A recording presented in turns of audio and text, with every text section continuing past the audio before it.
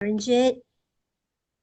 Thank you so much for taking the time to join the info session that we have, and this time is for the Fulbright U.S. ASEAN Visiting Scholar Program Academic Cycle 2026-2027. Just a couple of housekeeping rules. We would like to request each one of you to please keep your microphones muted. We have a Q&A session that is at the end of this session. So if you have any questions or any comments, you can use the chat feature or raise hand function, and we will let you ask your question. You can also feel comfortable to type your questions in the chat box as well. So if you would like to leave your camera turned on, please feel free to do so. Okay. So today's program is talking to you about introducing you to MACEE Fulbright Malaysia, as well as the Fulbright program, and talking about the Fulbright U.S. ASEAN Visiting Scholar Program. All right, so I'm going to be covering those areas with you today, and together with me on the call is also Fulbright coordinator for our U.S. program, Miss Lina. And I'm very proud to say that we've got two esteemed alumni with us today, Prof. Emerita Tan Sri, Dato Sri Dr. Mazlan, Fulbright alumni from year 2015-2016, and Associate Professor Dr. Sheena Koh. She just came back recently. She's from the academic cycle 24-25. Now they're going to be sharing and speaking with you about their experiences. Okay, so without further ado, let's jump straight into what this program is about. Now, about the Fulbright program, this program is the U.S. flagship program, which offers international and cultural exchange opportunities for a few range of I would say individuals coming from students, scholars, even teachers and professionals from various backgrounds. Okay, the Fulbright program basically has given individuals an opportunity to participate from different parts of the country in approximately about close to 165 countries worldwide. Now, since the inception of the program, since 1946, there has been about close to over 400,000 participants that basically has received the Fulbright grant through the Fulbright program in order to participate in any international exchanges. Now, the Fulbright U.S. ASEAN Visiting Scholar Program is one of the many different programs in the larger Fulbright program umbrella. All right, so a little bit about MACEE. MACEE is, in full, is known as the Malaysian-American Commission on Educational Exchange. We are a binational commission that has been established in 1963. All right, through the binational agreement that is signed between Malaysia and the US, basically to promote educational diplomacy. MACEE is one of the 49 Fulbright commissions worldwide. And under MACEE, we have the Fulbright Malaysia program that has 7 awards to the US and 3 awards to Malaysia. So basically, MACEE has been around for more than 60 over years, and we have facilitated the US and Malaysia Academic Exchange Program through the Fulbright program. So in the history, basically, the Fulbright program has got a couple of number of impressive alumni, consisting roughly about maybe I would say 40 over current head of states. We have alumni from Nobel Prize winners as well, and a wide worldwide network of alumni that basically now stands to about close to about 450,000 worldwide. So for more information, please do visit us at our website at www.macee.org.my. Okay, so now let's look more about specifically the US ASEAN program. All right. Now, the U.S. ASEAN program basically was an initiative that was launched in 2012 to basically cover and areas that are important to the ASEAN region. Sometime in 2022, this program actually had marked its 10-year of existence. Now, to date, that has roughly about 94 scholars that has received the ASEAN award from 10 ASEAN member state countries. This award has been awarded to those individuals to carry out research on a duration of roughly 3 to 4 months at a US host institution. Right, so there has been diverse topics that has been basically covered. For example, something like in health, maritime security, and many more.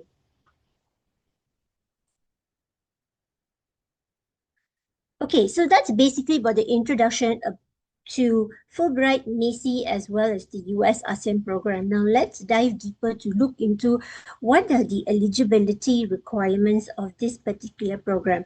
Now, to be eligible to apply for any Fulbright program, the first thing is applicants must be a citizen of Malaysia. All right. And for this particular program, an applicant must have at least a doctoral degree or equivalent. If an individual does not happen to have a PhD, then we would look at professional training or experience that that applicant has at point of application. All right. Now, additionally, this program is open to applicants who can be university faculty members. They can be government officials as well. Any professionals, which is basically from a private sector, NGOs, and even think tanks. Now, in terms of NGOs or even think tanks, basically their work should be focusing on US ASEAN issues. All right. Additionally to all that, an applicant must also at least have 5 years of work experience in the related field. Okay. This next few things that we are going to be looking at in terms of program eligibility, I will cover more in detail as we go along, but just to give you an idea as well, we would want applicant to submit a letter of invitation from your preferred US host institution that you have actually made a connection with. Okay. So together with your application, what we look for as a supporting document as well is submission of a strong research proposal. Now, your research proposal should focus on US and ASEAN related issues. Okay. We also not only just look at qualification and supporting documents, we would also look at the applicant's professional accomplishment. So please list down all your scholarly achievements and professional accomplishments as well. Now, of course, that when you are going for this program, the proficiency in English is something that we look at as well. So just to give you an idea that these are the program eligibility requirements. Okay, a little bit about the duration of the award. Now, the US ASEAN program is a little bit different to our other Malaysian scholar program, which is also open for application as well. Now, this particular program, the duration is a minimum 3 months and a maximum of 4 months. Okay, so you can't go for this program more than 4 months. All right. Now, selected US ASEAN visiting scholars, when you are planning your duration of the program, you have to ensure that at least your start date for your program must fall within the first half of 2027. So you cannot start, your start date must not be anything earlier than January 2027 and cannot be anything later than 31st of March 2027. All right. And your duration of your grant, doesn't matter whether you plan to go for 3 months or you plan to go for 4 months, you must at least complete your grant by June, the first half of the year. Okay, so just to give you an idea, in case you are planning to secure a letter of invitation with your US host institution and you are in the midst of discussing these details with them, please take note of this important information. All right. Another important thing is applicants or participants that who applies and actually go for this program, they must complete their Fulbright grant at that specific course institution that they are going to be affiliated with. All right. Now, you also cannot, I would say, cannot carry forward your grant to any subsequent year. So for any particular reason, if you apply for the 26-27 cycle and you receive the award, and for any particular reason you're not able to go, unfortunately, we cannot carry it forward to the following year. You would have to reapply again for the program. Okay. Now, grants are activated, all right, upon you having a valid J1 visa. Uh, Entrance towards the United States, you're able to get entry, and of course, depending on fund availability as well. So just take note, if in an event you intend to bring dependents for this particular program, you also will have to show proof of funding for the dependents that you're bringing along as well. Okay, and this is something that I will cover in the next slide. So, okay, award benefits for this program. So, applicants who goes on this program will receive a monthly stipend, and the monthly stipend that will be given to the participant actually will depend on the US host institution that you are affiliated with. So when you go, so let's just say that if your host institution is placed in different sections or different parts of the US, the monthly stipend will be given to you according to that state and the city that you will be placed in. All right. Now, in terms of financial support, for this particular program, all right, the financial support for dependents is very limited or there isn't any. So it depends on the number of dependents that you're bringing along. You will have to show funding availability in terms of bank statements to show your support that you have in terms of monetary for those dependents that you're bringing along as well. So in terms of financial support, even though it's listed here, it would really depend on the funding availability there is for that particular cycle. All right.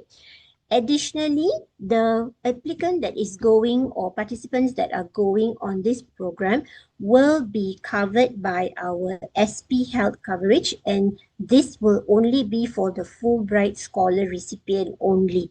So dependents will not be covered. You will have to purchase additional insurance for all your dependents that you intend to bring along.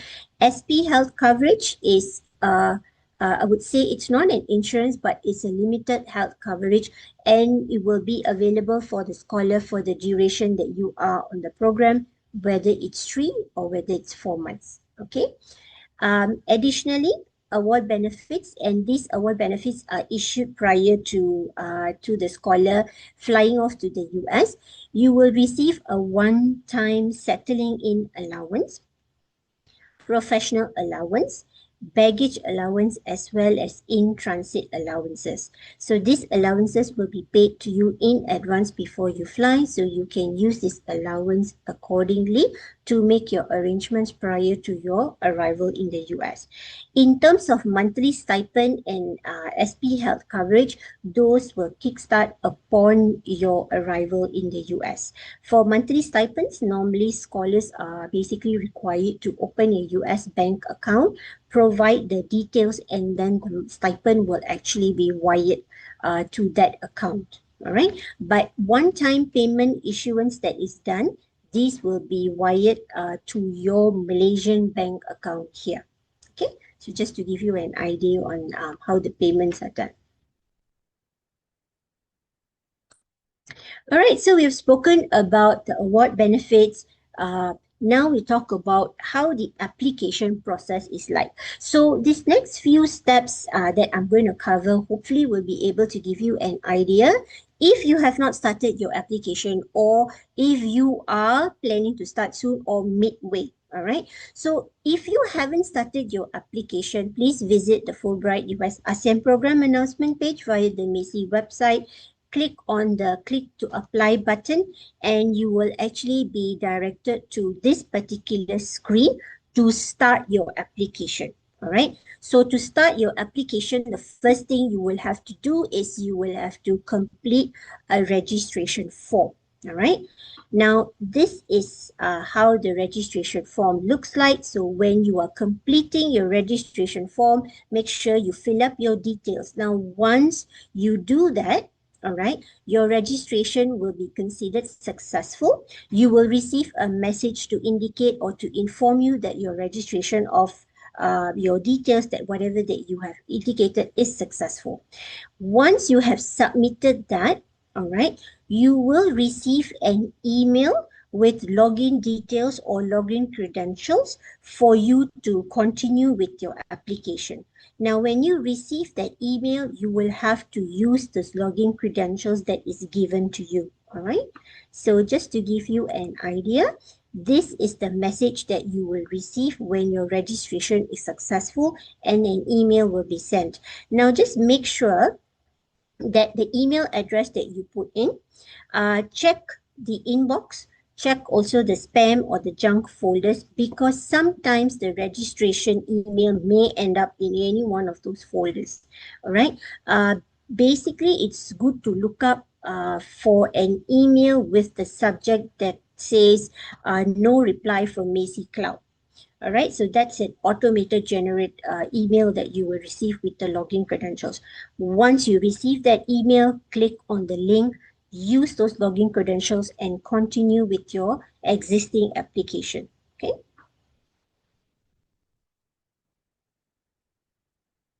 Okay, so once you do that, you have signed up, you have continued, and you click on your existing application. The first page you will see will actually be a welcome page. And from the welcome page, you will get directed to a preliminary questions section, which is exactly the screen that you are seeing right now. Okay, so there are several questions that you will actually have to answer. So just ensure that these questions are compulsory or mandatory for you to answer each and every section, each and every question before you proceed on to all the following sections. Okay, all right. So now we're just going to look at what are the other section that is consisting of the full application. All right. Now let's dive into all those details. So once you have actually already filled up and answered the questions under the preliminary section, all right, you will then be directed to fill up your personal information. Now, of course, very general, we're going to ask you your personal details under this section. And then for the contact information, we are going to be asking you details of your email address, mailing address, and so on. Okay, so please provide us with all this information and do not skip in not providing, because over time we have just see some of them do not complete this information, and sometimes it's when information is incomplete, it's a little bit difficult to reach out to actually get in touch with, because those details are missing. All right, so just ensure that you complete all your details as you move along through the application. Now, under the academic and professional information section, this is where you'll be including or providing information about your academic background, work employment history. If you have any fellowships or awards that's been awarded to you before, please include all this information in, as well as in case you have any published materials and experiences that you would like to share, experience abroad. If you have applied and received any Fulbright grants before, this is the section where you declare or you provide this information. All right. In terms of the language skills, it's very basic. There's going to be a self-assessment English proficiency section where you have to complete and you have to provide information of your native language under the language skills section. So that's just very basic information there. All right.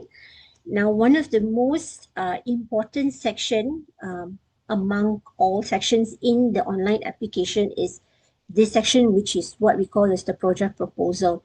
Under this section, all right, is basically where you are going to be selecting the grant category. First thing is, of course, take note that this grant is a research-based grant. So when you select, ensure that you're selecting your choice as research, right? We will then also ask you to give us information about your project title, a brief summary of your project statement, You also got to let us know what is the specialization, your intended grant period, and so on, and your preferred host institution as well. So please give us as much as information possible. Take note of, take time when you are filling up the project proposal section. In terms of when you're giving a brief summary of your project statement as well, please go to the point. So ensure that you plan your responses carefully before you decide to fill up this section, all right? In terms of grant and travel plans, which is the next section, this is the part where you'll be letting us know if you are entitled for sabbatical leave or not. So please indicate it. And also there will be a part where if you are entitled for a paid sabbatical leave, there's an additional section about how much of funds that you will be bringing along or how much of funds that you have, that you will have to indicate there, and also if there's any dependents that are coming along with you as well. Okay, so names has to be provided under this section of grant and travel plans. So the next few sections is actually very basic. In terms of additional information, we're just going to ask you to complete a very short outreach survey. So nothing very, I would say, very confusing or very alarming under this section where you will have to get, very confusing about. So it's just very general information. What are the factors that basically help you to decide for this program and why are you applying for this program? So very general information. Now, lastly would be the recommendations before we move on to documents. Now, recommendations. Under this section, you will have to fill up the name of your recommenders. I will cover more in detail shortly, but we would want you to provide names of 3 recommenders. One of your recommender that you provide, that person has to be your current employer. Okay, so please put in their names and their email address, and they will receive, the system will actually send them an email to complete a link, and that link will actually direct them to an online registration form which they will have to complete. Okay, so ensure that whoever that you are approaching, put in names of recommenders who basically can speak on your character, your potential, your abilities, who will be able to speak about the volume of work that you are doing, or the work that you have done. All right, those that can provide valuable insights. So make sure you choose your recommenders very carefully and put in this information before you submit and while you are completing your online application.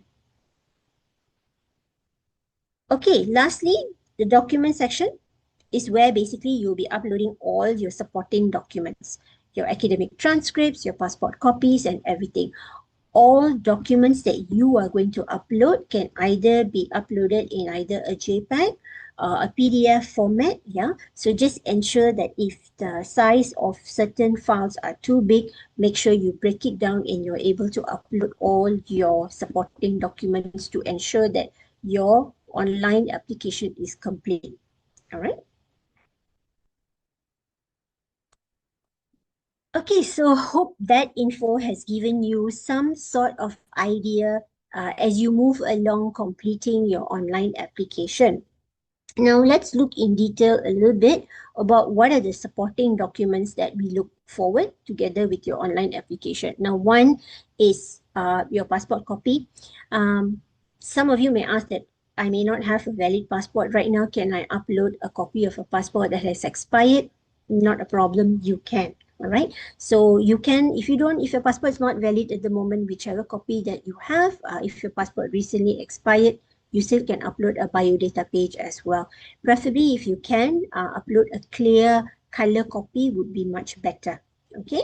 Now, in terms of project proposal, okay, so what do we look forward in? Now, that is going to be an information that is going to be talking about the overview of your project, right? What you are going to be handling or what research that you're going to be doing when you are in the US. So give us a comprehensive view that is outlining the objectives of your research, the methodology of it, the timeline that you can include, and as well as the expected outcomes. Okay, now this is generally an idea that we are giving you about how to craft your project proposal. Now, if you want to include additional sections in your project proposal, please feel free to do so. All right, it's just that we want you to make sure that the project proposal that you're putting in, it is well structured, it is concise, and is to the point. Okay, so that any person who's going to review your application would actually look at your project proposal and consider why should this project be funded. All right. Now, bear in mind that when you are crafting your project proposal, the word count should not exceed 3,500 words. Okay. So please take this as an idea as you move along thinking how to craft your project proposal.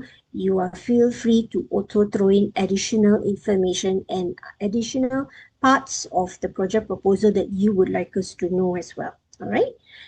Okay, in terms of letter references, I mentioned just now, 3 professional references. So people who know you in your professional capacity, and letters should be submitted via the online application before the application deadline.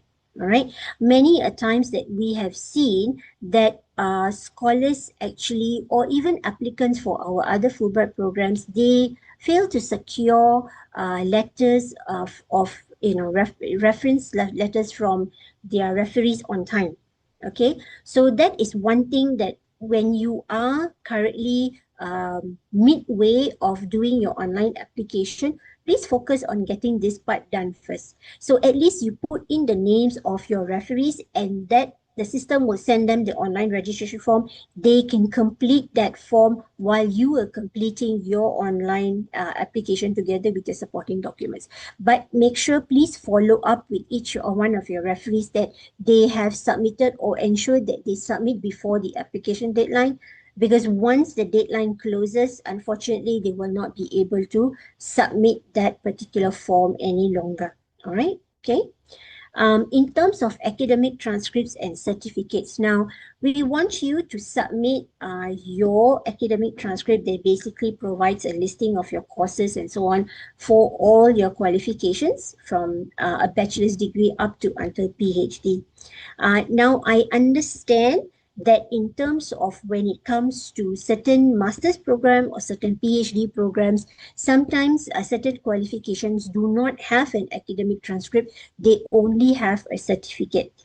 It's understandable. It's not a problem. So if there is such like that cases where you can just submit your certificate, but in terms of your bachelor's degree, please submit complete documentation. Most of the time we see application comes in without these particular documentations, and this has been highlighted many times. So please, when you are putting together all your supporting documents, kindly take note that every certificate has to be complemented with an academic transcript if your qualification has one. All right. Okay. All right. So resume. I'm sure everybody knows how they want the format of their resume to be, but ensure that when you are submitting your resume to us as well, do not exceed anything more than 4 pages. All right. And you can submit it in a PDF format as well. All right, letter of invitation. Okay, so letter of invitation. So if you have not approached any host institution yet, if you are planning to make a contact but you started your online application, your letter of invitation that should come from the host institution, take note, it has to be issued on their U.S. university's letterhead.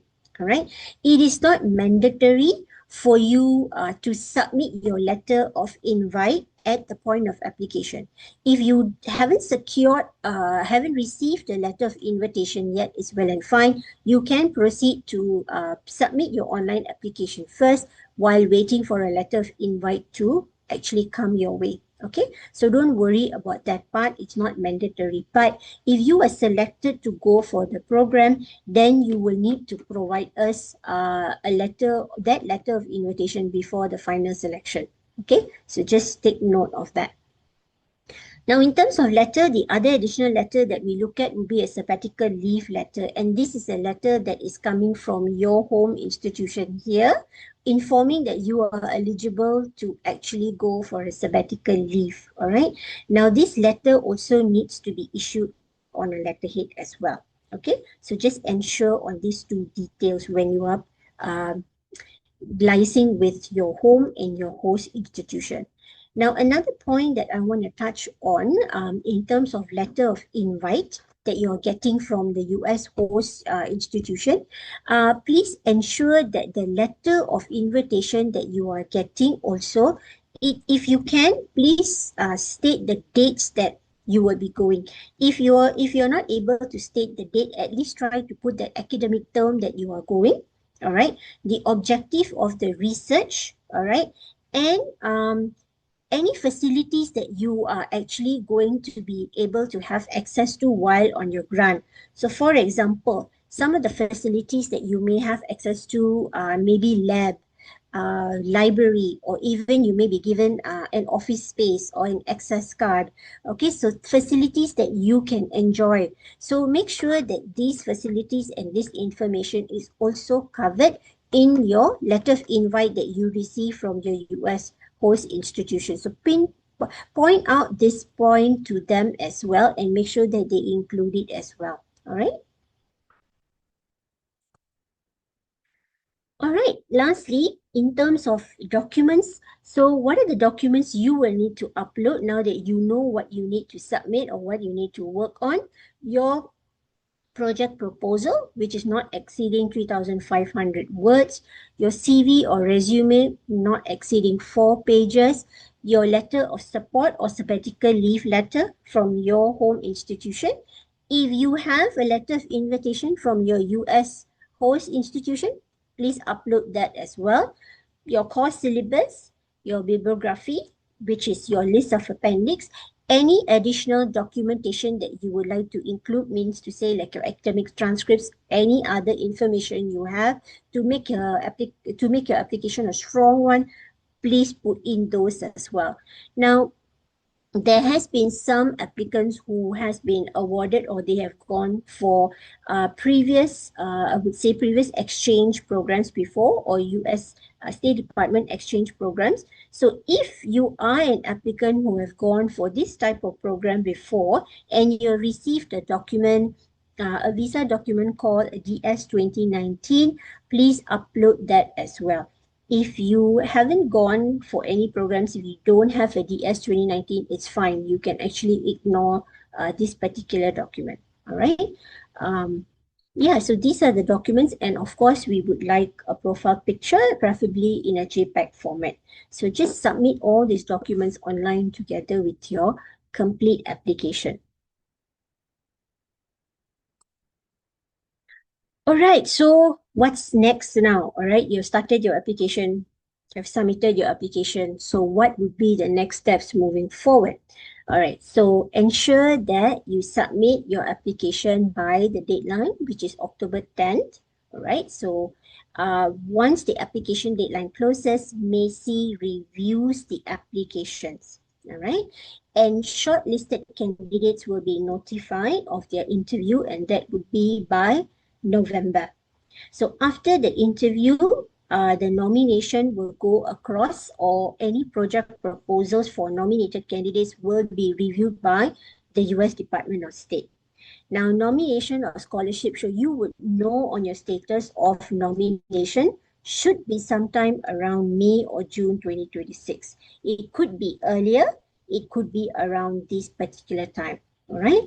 So the hope is this is just to give you an idea about what happens after you have submitted your application deadline and around what timeline it takes or which month roughly you should be able to hear from us here at MACEE. All right. Okay, so much of information already. So now coming to the end before we start our sharing session with our two esteemed alumni joining us today, we just want to let you know we do have alumni-led info sessions coming up. right? So this is for the Malaysian Scholar Program. We have one that's coming up in 2 days' time. So if you would like to know more information about the Malaysian Scholar Program, please don't miss out on these two sessions. There's one on the 4th and one on the 10th. All right. So please visit our MACEE website. Go to the Malaysian Scholar Program announcement page. You would find this information there and kindly register for it. All right. Okay, so don't miss these upcoming sessions. Similarly, for this particular program, which is the U.S. ASEAN program, we also have two alumni-led sessions coming up.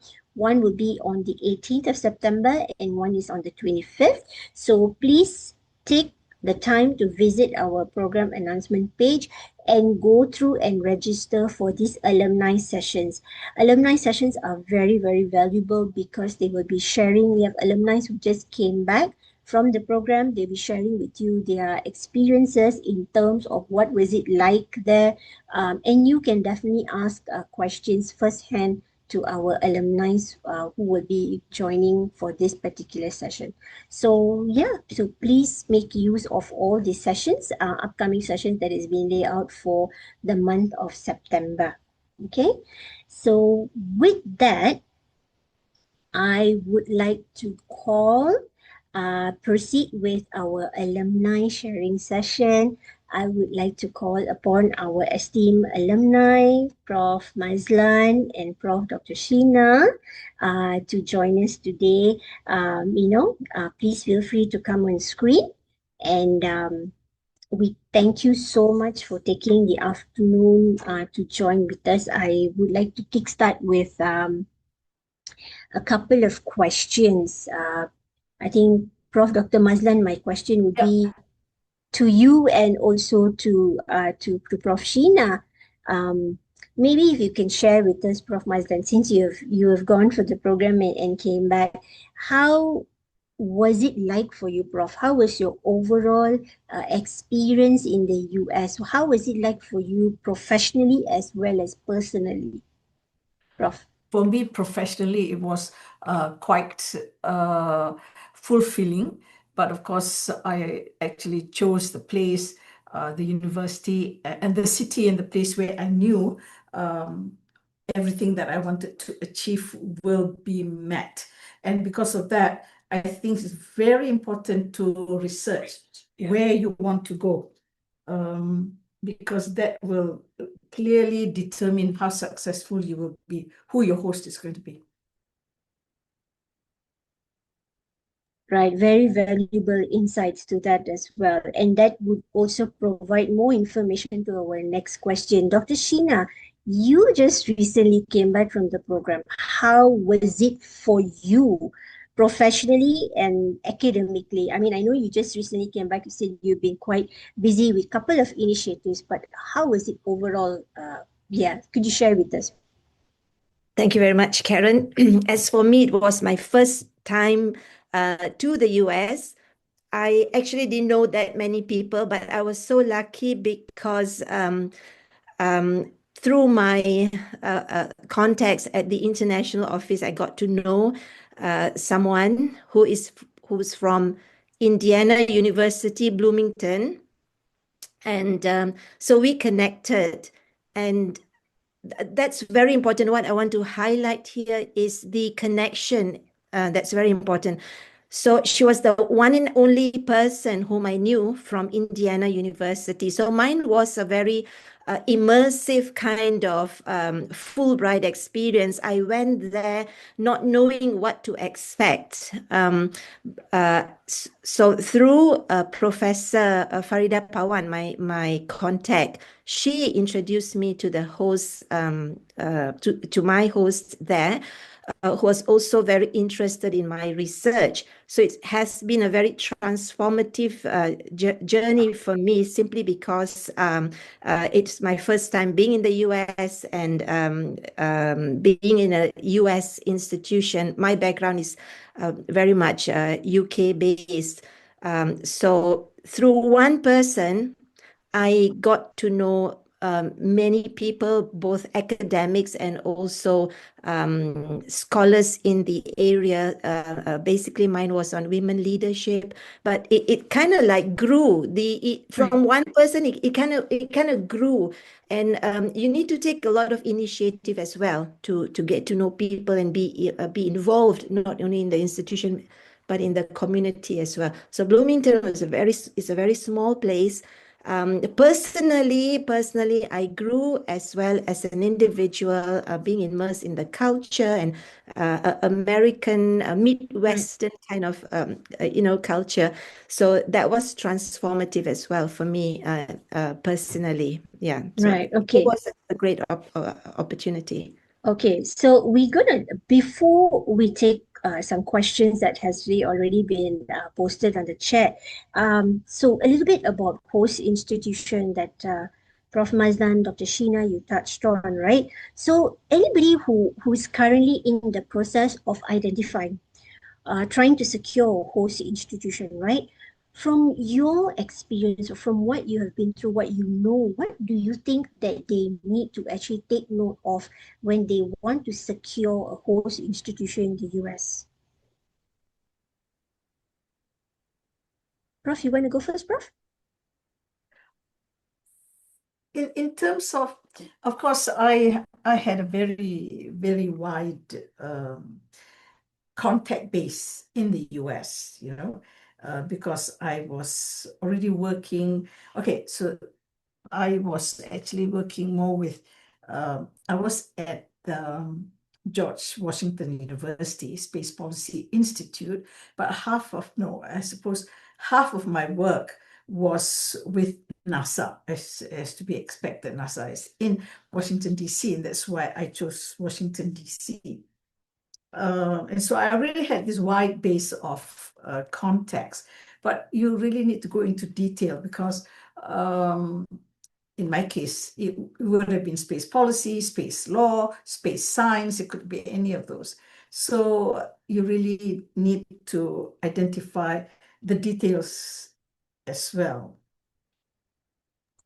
And as I said, a lot of correspondence with whoever you plan to work with is also very important. The one thing that I also realized was that your host institution also expects some outcomes from you. It's not just your outcomes, So you got to be cognizant of the fact that they will want something from you. They expect you to give lectures, to write paper with them. And that also needs to be sorted out before you go. Right, that's a very good point, and it's coming on to our next question, which I think Prof will pose to you now. There's a question that says, must the expected outcomes be achieved within 3 to 4 months? Like what would be your thought process on that? Okay, I think if you already agreed to some outcomes with your host institution, then it may be that you planned for those outcomes already. If it's going to be a paper, if you're going to be finished within 3 to 4 months of your coming home here, or even 3 or 4 months after, half the paper needs to be written already. And so you've got to plan that. But of course, when they expect you to give lectures and whatnot, that is a little bit more flexible. Huh? Okay, Prof. So basically, what you're trying to also advise applicants is, like how you said, coming back to what you were saying, this is one important component that they will need to sort out and discuss with the host institution to get a proper clarity for Right. the whole process. Am I right? Yes. Got it. Okay. So, Dr. Sheena, to you, like when you touch about a little bit about your host institution, like you didn't know many people. So, if there is any Prof. Mazlan had a wide range of contacts that she was able to reach, right? But in your case, like you said, yours was a little bit otherwise. So how did you first, or how did you know that that was the person that you wanted to reach out to, you could build a connection with, or so on? Maybe you could just give us a bit of info on that. Yeah, thank you, Karen, for your question.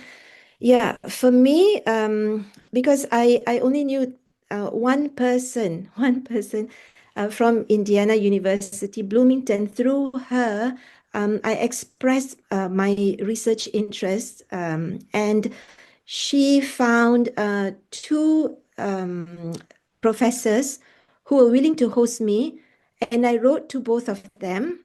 And I found that one of them was more aligned to my research interests, and she was available at the point that I wanted to come to the US.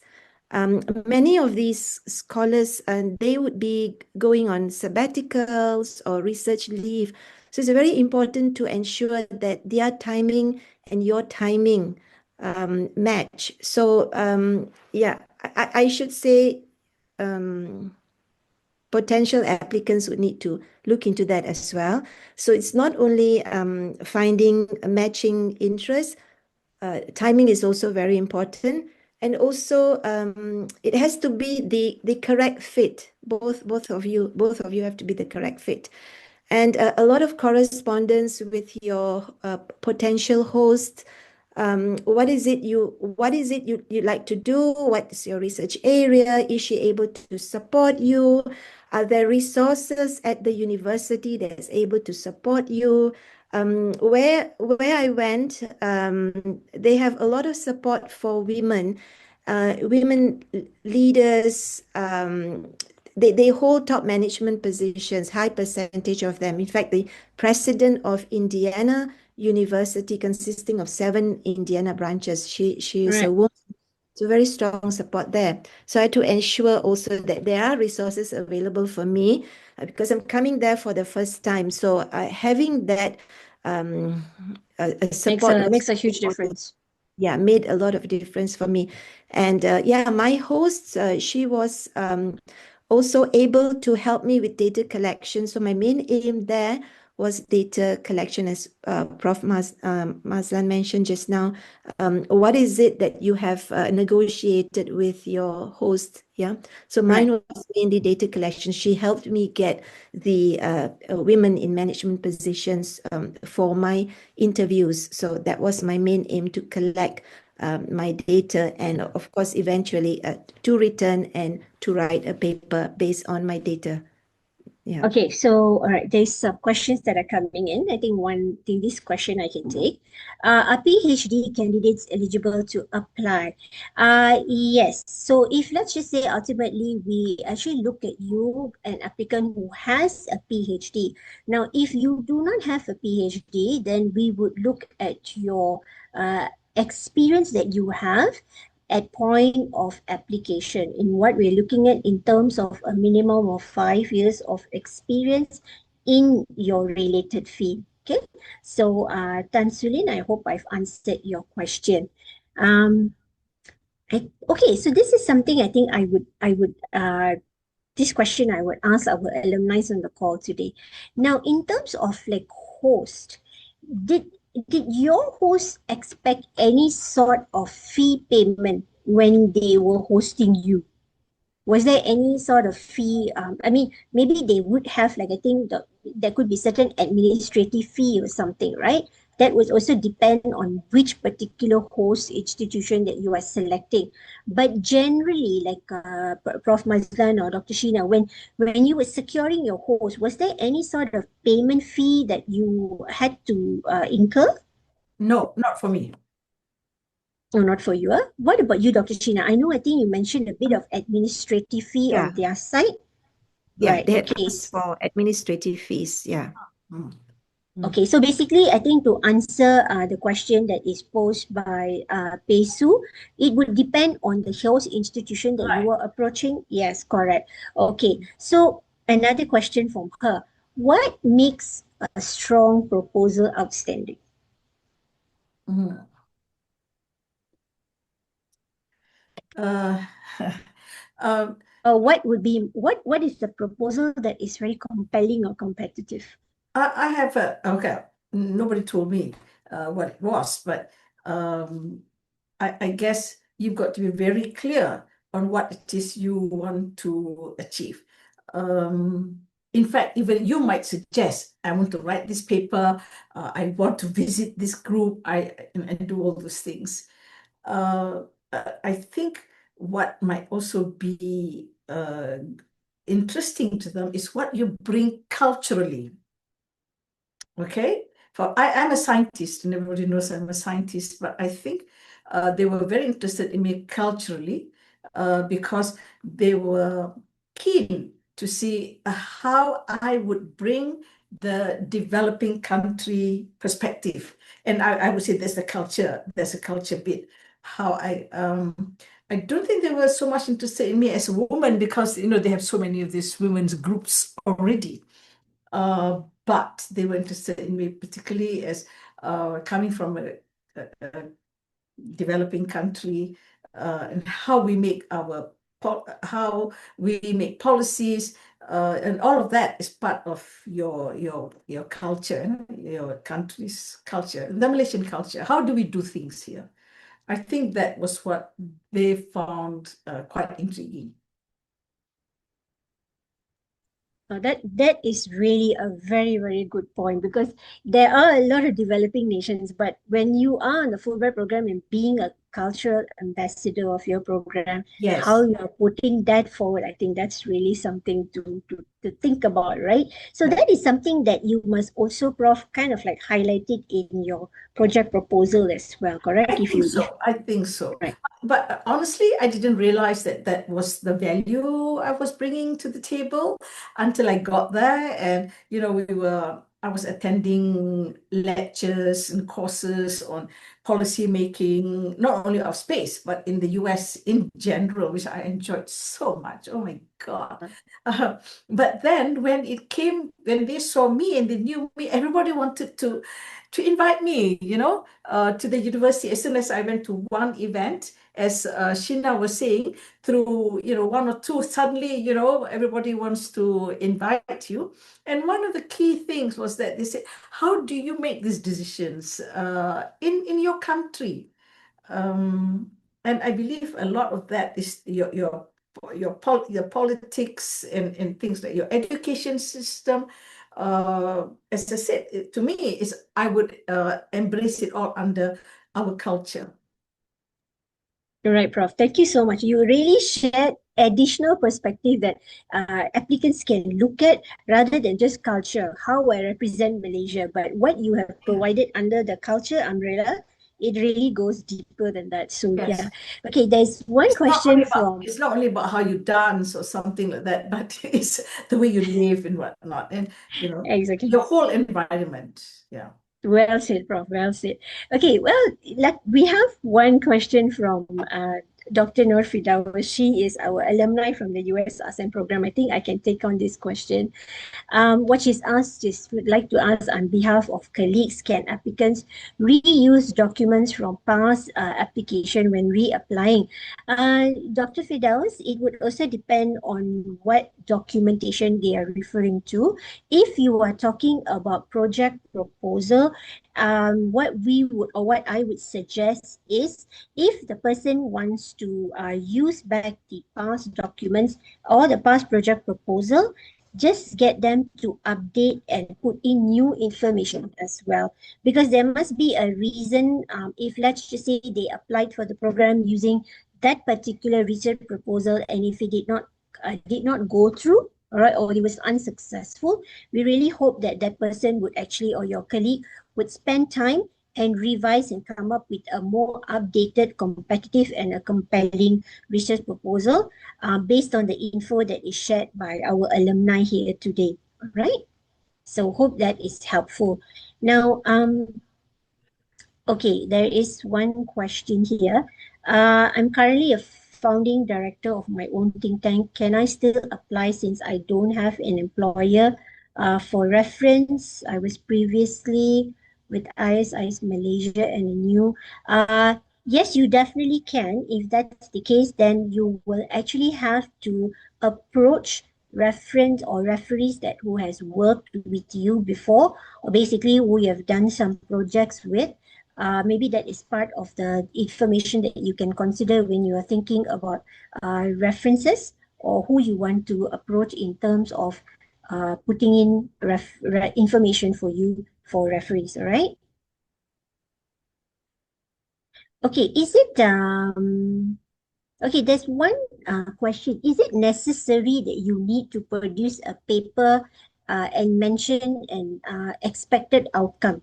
Like Dr. Sheena, I think this is more for you because you said you mentioned your your expected outcome is data collection.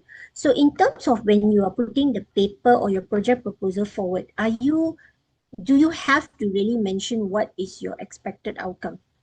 I mean, we did mention that it would be good to put in an expected outcome, but do you think for you that is like something really crucial and necessary? Yeah. My main aim was to do my data collection, and at the same time, I was also collecting data virtually with the Malaysian counterparts. So as I was collecting data with the U.S. Women leaders in Indiana University, I was also doing online collection with Malaysia. And my outcome, which I'm doing now, is to produce a paper for this comparative research and also to introduce women mentoring program. So it's a build up. It's using the resources and facilities provided by the host institution. For me, this is what I did. So using the resources and support provided by the host institution for the purposes of collecting data with the intention of writing a paper and coming up with initiatives that have been so to emulate what has been done at the institution to bring back home. So this is what I'm currently doing now. So for me, it hasn't ended, so to speak. Data collection has ended, but the production of that is a journal article. Yeah. Okay, thank you so much. And this is the question I'm going to open to the both of you, right? So in terms of we were talking about networking, building connections, and so on, right? What do you feel are the tips for an applicant to maximize network opportunities while they are on this program? Maybe I can answer that first, Taranji. Sure, Prof.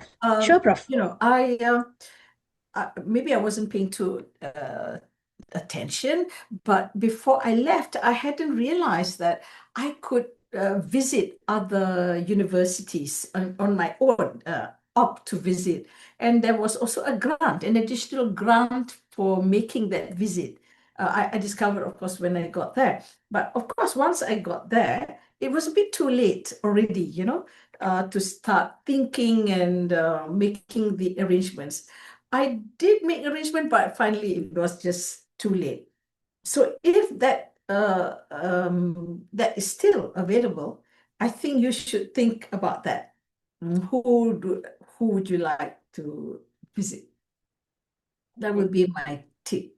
But I also have another tip which I realized because when I went there, I went there in November, I think, because that was the only time that was available to me.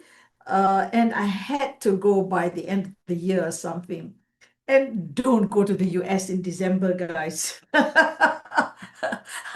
They're all closed for parties. From about mid-December, everybody says, oh, okay, Mazlan, you want to come? Why don't you come to our party? You know? And of course, you'll be 20 guys from different departments, but still, you know, it's difficult to talk business over a glass of wine or whatever. But yeah, if I had known, I would have, you know, timed my visit a little better. Of course, the fact that there was a Godzilla of a snowstorm and I was there and the whole of DC closed for a week was also not good. But yeah, but the party thing, I think you should know. Okay, that is so true actually. I know the whole month of December, I right up know. until January, they're just closed for New Can't Year get anything done. Everybody's party. happy. That's true. It's a Christmas Mm. season, right? So the grant that you were mentioning about, Prof, was this something that you actually discovered on your own, or how did you come across this additional grant? I think, hang on, I was reading something and it said that I could propose a visit somewhere. And for some reason, as I said, maybe I wasn't paying attention. I only discovered when when I went through all the insurance and all that. Oh my God, a bit complicated, huh? I got it done within 2 months. I didn't get it done even the first month because there's so many things. Yeah, maybe it would be nice to have a little bit more help in getting the insurance, blah, blah, blah, done. Because it's, I don't know, maybe I'm not used to have to do all this insurance thing. It didn't bother me at all, but it was required. My being there requires that I have this kind of insurance, that kind of insurance. A bit more help in that would be nice. But then it was during that time that I discovered, oh, actually, I can opt to go to certain places. And it did say that I would be provided some funding. I maybe. Right. I mean, it's very interesting to know. I mean, and if we have any applicants on call today when they apply and would like to make use of this, is something that we definitely can assist and find out. That's one. Or they can also see if there's any available additional funding that their Yes. host institution can provide. So that's one Can make avenue to available. explore. That's a good point. That's a fantastic point. Find out from your host institution, do they make these grants available? Right. Okay. That's okay. Just a quick question before we move on to wrap up a little bit of the session. Can we select the time we go, or we follow the period shown as the screen earlier, January to March? So, Miss Manjeet, okay, you can select when you want to start your program, but your start date must fall between January to March 2027. So whichever date you plan, in case you want to start sometime in February, also can, so long it doesn't exceed March 31st, 2027. All right. Okay. All right. For knowing what's happening in the US. And there is so much to learn in the US. And, whatever field you're talking about, they're already well ahead. They've thought about almost everything. So this thirst for wanting to know how they have moved, they've got to that point is also important. Some historical information. And from there, ask them to help you moving forward, how that might be. For me, that historical perspective was very, very important because where it is in history in the US is where we are in the present in some cases. So it was very useful for me to see how they moved forward from where they were. But I have this thirst for knowledge, everything. And I think I got involved in looking out for the homeless. They give you that sort of opportunity. Yeah? Go, what is that? Where do you have to feed those people in that? The But community service? the community center, they ask you if you want to volunteer, and I did that almost every weekend. I was doing something because I was alone there. So it was nice to actually get to know more people in other fields. But that all comes from your thirst of wanting to know more, not about your field of knowledge, but the whole of the US. I know we talk a lot about US coming down now, but no. Don't be prejudiced like that. They have a lot to teach us.